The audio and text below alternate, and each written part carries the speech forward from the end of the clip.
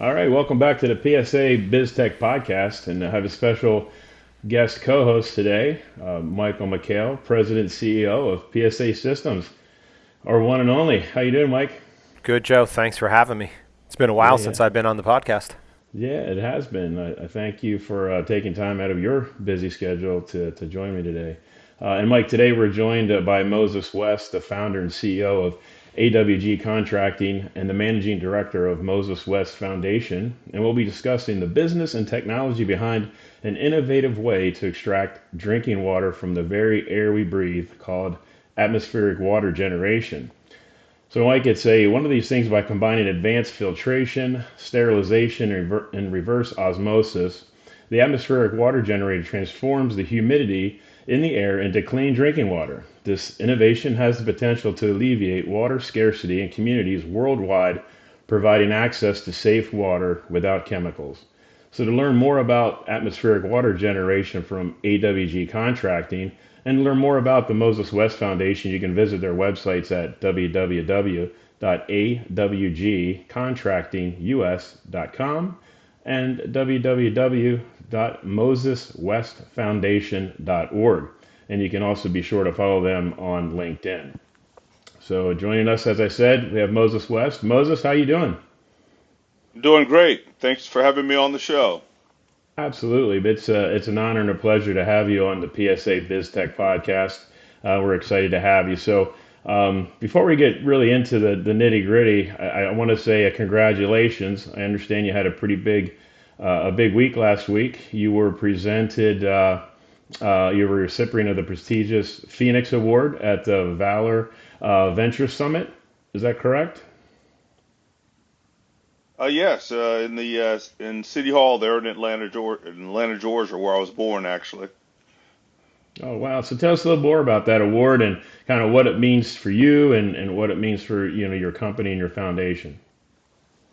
Well, it's another great recognition for the veterans in the United States for the service not only did they do for the country, but after they leave the service, and it's something that other veterans that are struggling with coming back into society, you're awarded these awards to show that you can continue on and do other things after you leave the military. And it gives other veterans something to look forward to and what they can do to better their lives. And so for them to give me the inaugural award for that, yes, it was a great honor. Oh, wow. So that was the inaugural award for that. For Yes, the being for a yes, veteran, like a venture veteran to get out into the workforce, huh? yes, yes. Well, great. Well, congratulations again. As you know, that's a great honor. So I think let's take a step back, and I'd like to learn a little bit more about you. I gave you a very brief introduction. I did that on purpose because I really want to hear a little bit more from you, like your history, like your past, and your. I know you're decorated military and all that. I'd just like to hear it from you, out of your mouth. How was your life experiences through the military led you to now this AWG contracting and bringing this solution of water generation, to the market.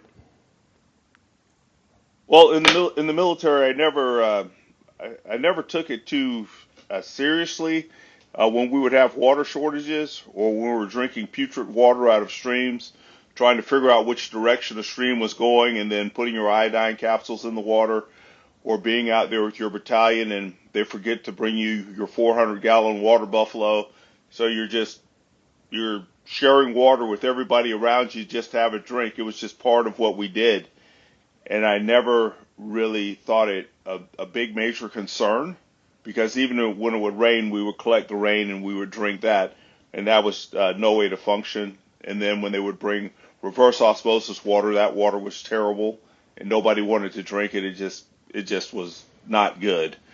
Mm. And so that was always in my head. And so in the military, I was a ranger for several years. You're once a ranger, always a ranger.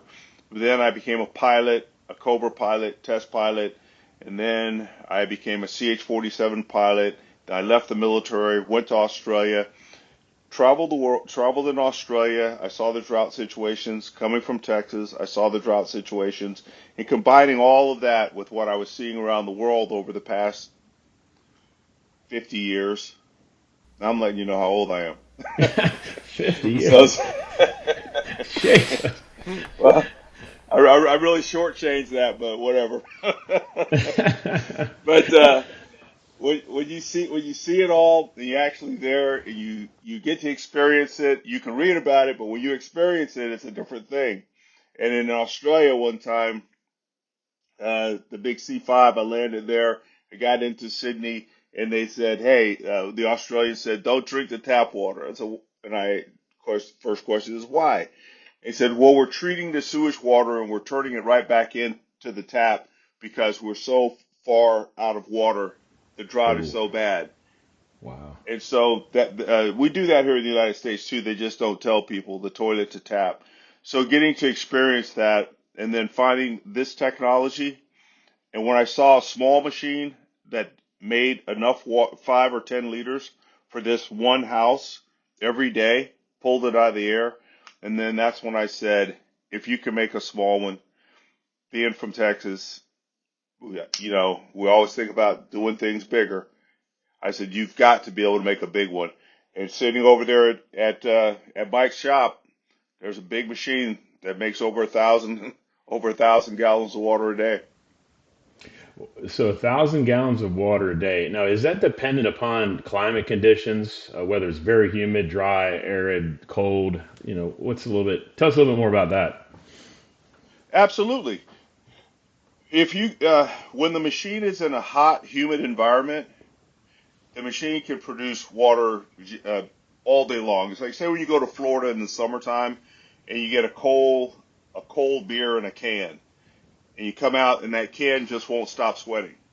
Hmm. Okay, that temperature in that can is pulling the water out of the air. It's at the dew point. So when you pull moisture out of the air in a hot, humid environment, it's really easy. But then when we come up to Pennsylvania, and this is one of the great things about being in Pennsylvania and being at PSA, is now we can test the machine through a wider range of environments, and then with developing the technology to pull that cold winter air in when people say you cannot produce water, and I know it's absolutely possible. I filed the patents for this. We can pull moisture in any environment anywhere in the world from the Arctic to Hmm. the equator and produce water. The only thing we have to do is change the condition of the air as we pull it in. As we And pull. that, how Okay. is that? What do? You add heat to it, or you pull it into a structure and raise the temperature and then condense the water out. And that is completely feasible and possible. Wow. Hey, so Mike, this is pretty exciting for PSA, to have this at our facility and then helping out, Moses with this. So, but I wanted to ask you, Mike, from a higher level, like, what was the drive or the draw for PSA to get involved in this and to partner up with Moses to help him out? I think it's helping our warfighter. Obviously, PSA has a pretty good background in government work. So to help the warfighter out and to help the Moses West Foundation was really the first driving factor. As I got to know Moses deeper, the other opportunities started to come forward with the other products Moses was working on. So to be able to produce the AWG unit, help with funding, and then also help with the rollout is pretty exciting for us. You know, our first units will be deployed into the government or into special forces, and that's a win. That's a win for the warfighter. Yeah, for the warfighter. So that goes back to you, Moses, earlier when you were talking about being out there when you were on the ground and having to drink that water. Right now, if we could deploy these on somewhat of a more of a mass scale, right? And so you can make sure that the warfighters have some fresh, drinking water that's clean and easily obtainable. That's a pretty good challenge there, right?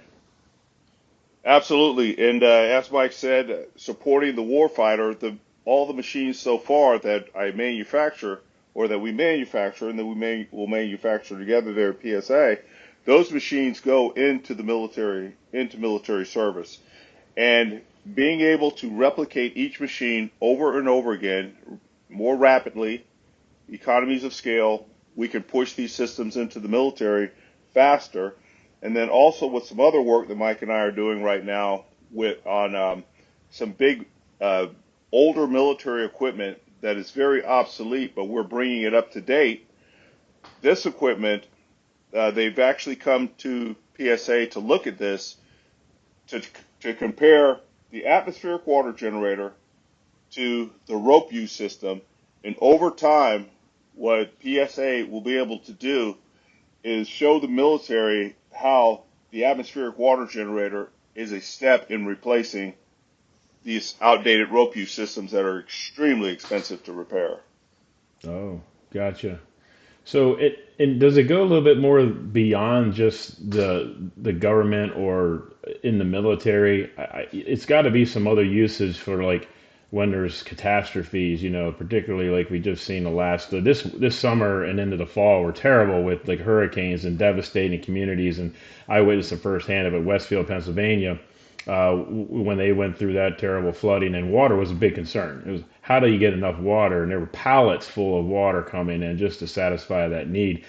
Can you share some experience that you had with that? Because I think it goes a little bit more beyond just the DoD and the military. I think you get like Red Cross and local communities and getting into that part of the government. I think there's a big hit there, right? Absolutely. The contracting company and the foundation, we've been the first company in the United States to deploy industrial atmospheric water generator to a disaster situation. And the first time we did it was with Hurricane Maria. We took a big system, the exact same system that sits at PSA. A system like that, we took it to Puerto Rico, did it completely on donations, and that system supplied 15,000 people with drinking water. Elon Musk had set up several solar arrays around Puerto Rico with their first and second generation industrial batteries, and we ran on solar power, supplied 15,000 people with drinking water, and then we took a system to Flint, Michigan, and we did the same thing. Oh wow! So So the real Flint, that world was when they were situations they for were having this, that right. Right. So that was exactly. when Flint was having that issue with their drinking water up there. And so that goes through the Moses Foundation, is that correct? So you work hand in hand with AWG and your foundation to supply these systems when in need like that? Exactly. When I developed the company, when people there were some newscasts that came out, they did some really good stories on the technology. People tried to give me money to take military machines to places to do this work. I couldn't do it, so I got with my attorneys and they said the best way to do it is do a foundation, raise money, take surplus military equipment, and then help people out and get the donations to support those missions and to purchase more machines. And so when the donations came in, we would make enough money to go into a place to help out. Like with what just happened in Nashville, in North Carolina, South Carolina, and Florida, uh, we're going back in there with a large water generator in the spring. So people donate to make that happen. And right now at PSA, we're taking in coats, uh, clothing, everything they need because it's getting cold, and everyone's clothes have been washed away. Hmm. Yeah, that But was there's some no severe conflict of devastation. interest though. There's never not a conflict because right now I'm the only company in the United States building an industrial atmospheric water generator that's been commercialized. Oh, really? So you are the only one. That's interesting. Uh, uh, on the size of the 20-foot ISO in the United States right now, we are pretty much from the 5,000 to 10,000 liter and up. The type of machine that we build is completely proprietary to AWG contracting. It doesn't work. It doesn't work like any other machine in the world. And right now we have the lead in that, and we need to keep that. Right. And I think with the scalability and having the resources that PSA has to offer, he can help facilitate that. Correct? I mean, Mike, is that kind of like the goal there, right? Yeah, the goal was to be able to commercialize for Moses, not just into the Department of Defense, but into the civilian market, to be able to have a rental fleet, and then to be able to drive our costs down low enough that individuals could purchase for their houses if they're off the grid, or if they are displaced from water.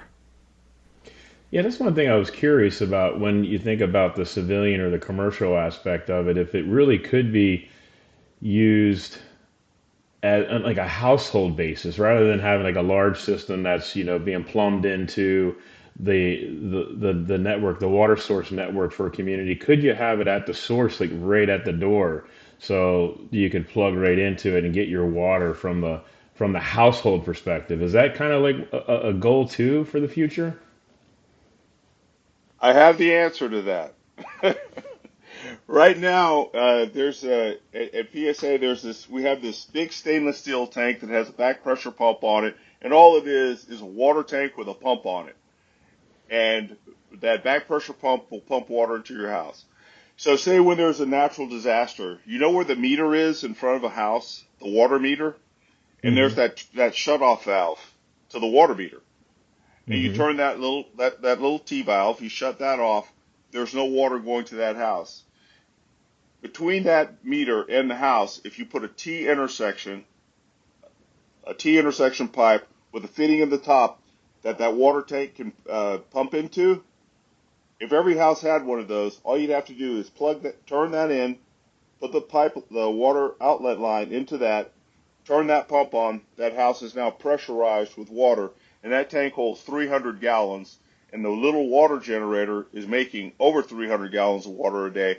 Will keep that thing full and pressurized water going to the house. So So what's the kind the of ability to put it into a house is already here. Yeah, okay, great. and right So right now, right now, go Joe, ahead, when Mike. you think about that, Moses hasn't been able to really start producing these at scale. So at scale is where the efficiency of cost will come in, where we will be able to make these at a scalable cost point for people that are living without water or off the grid. Yeah, that's what was my question. Like that is how do you get it to that, right? That affordability, and then also like the size factor. What the form factor of this? Is it something that would sit on the side of your house, kind of like your AC unit does, about that kind of size, and then fill into it, like pump into a tank, and then go from there? Is that kind of how the envision? That's the goal.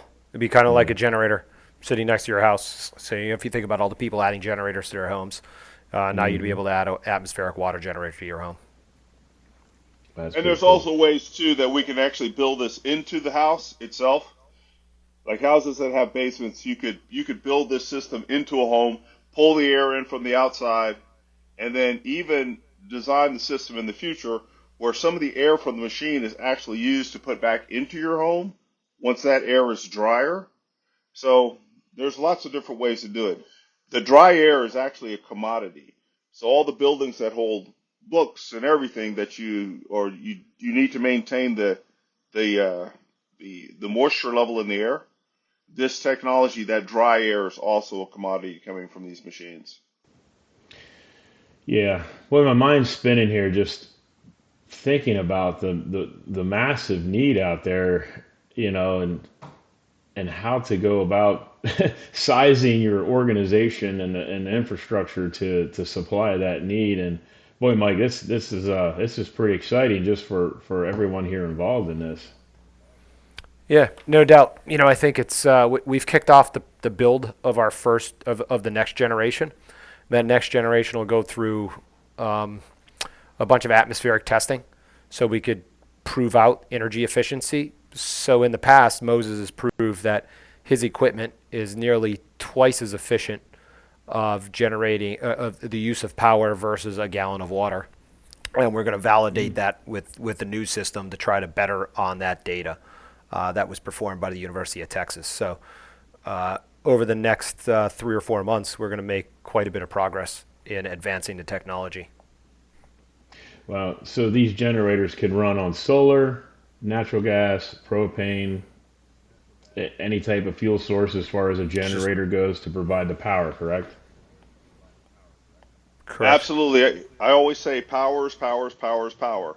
It doesn't matter if it's solar power, if it's powered from a generator, if it's geothermal electricity created.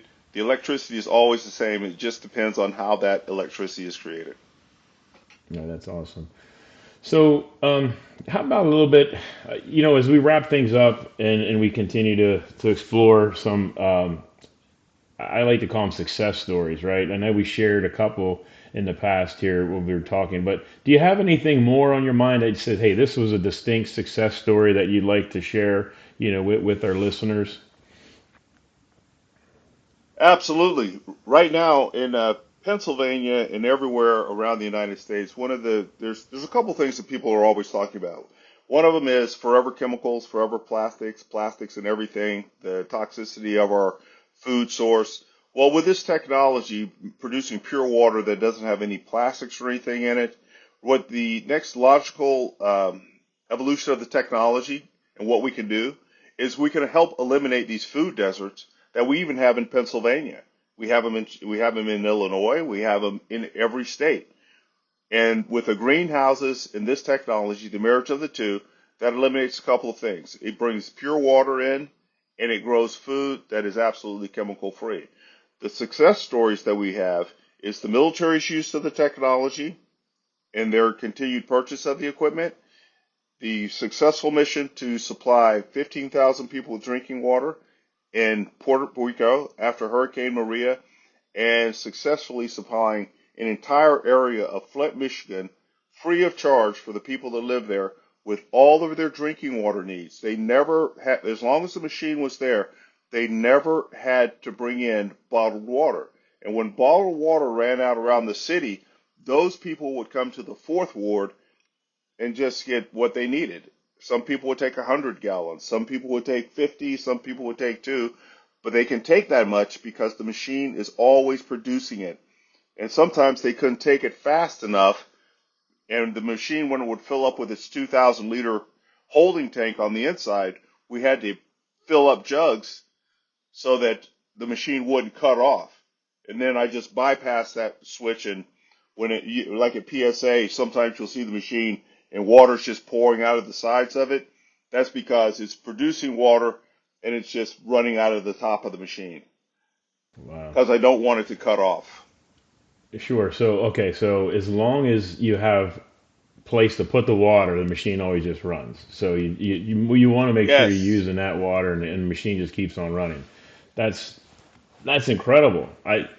You and I talked, several weeks ago when we were talking about doing this podcast, and I was just like, I just don't know how this is not being adopted more and more across the country. And as I mentioned earlier, Red Cross and everything that they do, and why don't they have fleets of these on standby, ready to just drive out, and haul out and put it in these locations where there's devastation and catastrophes? It's just beyond me. And I'm hoping that this generates and you continued success, and the team here at PSA is able to help you to scale, because there's such a need for sure.